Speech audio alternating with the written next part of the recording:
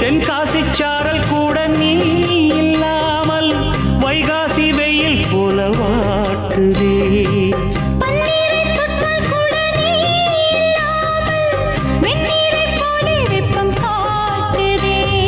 மையளந்த கண்ணும் என் கையளந்த பெண்ணும் மின்சாரம் பாய்ச்சுமா.